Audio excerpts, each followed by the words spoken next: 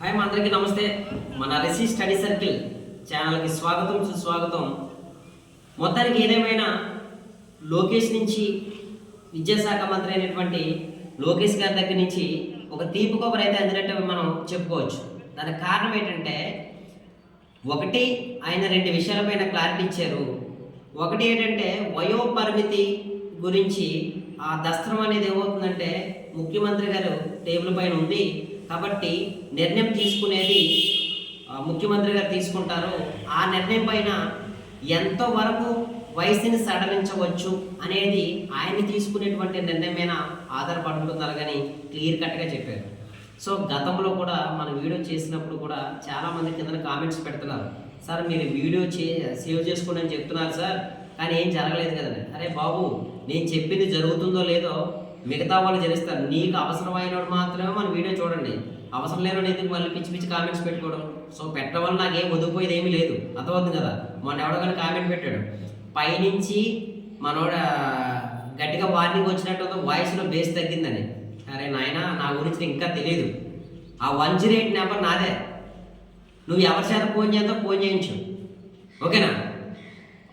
అంతే కదా. నువ్వు ప్రభుత్వాన్ని నేను ఏదో ప్రశ్నించాను అలాగే నువ్వు అన్నావు కదా, కింద కామెంట్స్ పెట్టి వాళ్ళకి చెప్తున్నాను. ఆ 108 నెంబర్ నేనే ఎత్తుతాను, నువ్వు ఎవరి చేత ఫోన్ చేద్దాం చేయించు. సో కాబట్టి కామెంట్స్ పెట్టేటప్పుడు జరుగుతుందా, ఈయన చెప్పేది వాస్తవా లేదా, నేను యూట్యూబ్లో రెవెన్యూ కోసం చూస్తున్నానా లేదా యూస్ కోసం అని చూస్తున్నానా? ఏ రోజైనా సరే నేను లైక్ చేయండి, షేర్ చేయండి, సబ్స్క్రైబ్ చేయండి అలాగే నేను మాట్లాడలేదు కదా. సో ఇన్ఫర్మేషన్ మనకు వచ్చింది జెన్యున్గా చెప్తాము. రిమైనింగ్ ఏంటంటే మన Rishi study circle coaching centre ఏదైతే ఉందో దాన్ని మనం ఏంటంటే దాన్ని ప్రమోట్ చేస్తాం. ఇది నాకు ఉండేటువంటి కాన్సెప్ట్ తప్ప యూట్యూబ్లోని యూస్ కోసం మరో దానికోసమే కాదు కదా.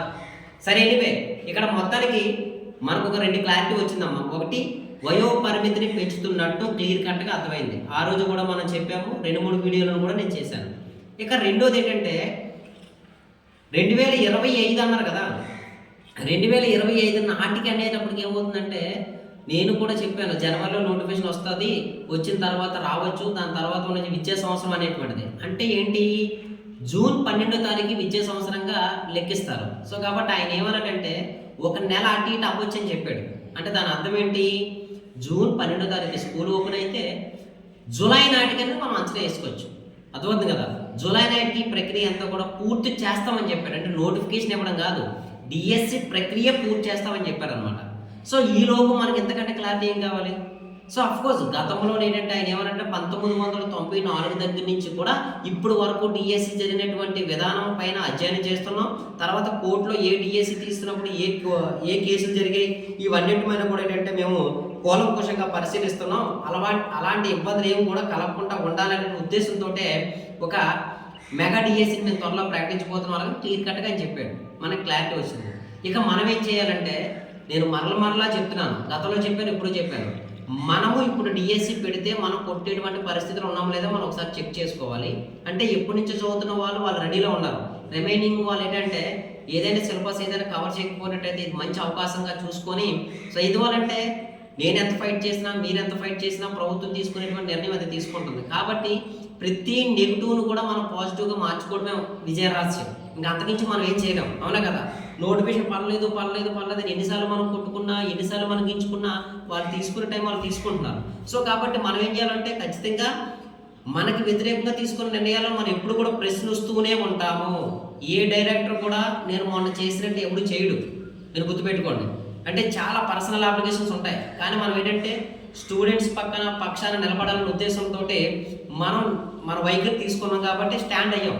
ఇప్పుడు కూడా ఏది జరిగినా సరే ప్రభుత్వాన్ని యాజ్ ఒక ఇన్స్టిట్యూట్ డైరెక్టర్గా విద్యాపరంగా తీసుకున్న నిర్ణయం ఏదున్నా సరే మనం బల్ల బుద్ధి చెప్తున్నా ఖచ్చితంగా మనం ప్రశ్నిస్తాం, అందులో నో డౌట్ ఎట్ ఆల్. అర్థమైంది అనుకుంటా కదా. ఇక రిమైనింగ్ ఏంటంటే కోచింగ్ తీసుకునే వాళ్ళు ఇమీడియట్గా కోచింగ్కి వెళ్ళండి. అంటే నేను తీసుకున్న ఎవరైతే తీసుకోవాలనుకుంటున్నారో రిమైనింగ్ ఏంటంటే కోచింగ్ తీసుకోవడానికి స్తోమత లేనప్పుడు బీసీ మంత్రిత్వ శాఖ అయినటువంటి వాళ్ళు ప్రకటించారు. ఎందుకనంటే ఓ 2 నెలల పాటు కోచింగ్ ఇస్తూ నెలకు 1500 2500 రూపాయల అమౌంట్ కూడా ఇస్తున్నట్టు. సో అక్కడికైనా మీరు వెళ్ళి జాయిన్ అవ్వచ్చు, ఇబ్బంది ఏం లేదు. ఎందుకంటే మనకు ఉండేటువంటి సోర్స్ మీరు ఉపయోగించుకోండి, ఓకేనా. అదేవిధంగా ఎవరైనా కానీ మన దగ్గర రావాలనుకున్నట్టయితే రిషి స్టడీ సర్కిల్లో కంటిన్యూగా బ్యాచ్లు అయితే రన్ అవుతున్నాయి.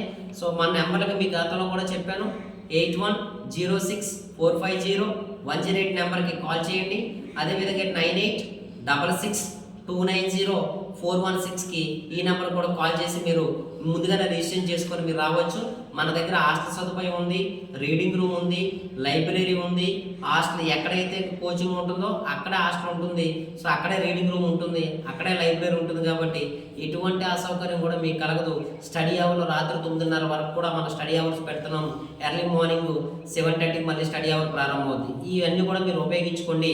మీరు సక్సెస్ అవ్వాలని మనస్ఫూర్తిగా కోరుకుంటూ, ఏదైనా కానీ లోకేష్ గారు అయితే మాత్రం ఈరోజు క్లియర్ కట్గా మనకు సమాచారం ఇచ్చేశారు.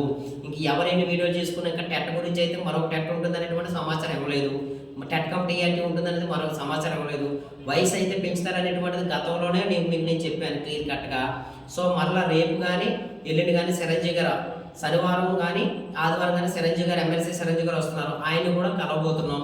సో ఆయన నుంచి కూడా మరింత ఇన్ఫర్మేషన్ తీసుకోవడానికి ప్రయత్నం అయితే చేస్తాం. సో కాబట్టి ఏ ఇన్ఫర్మేషన్ వచ్చినా సరే జెన్యూన్గా మీకు అందిస్తాను.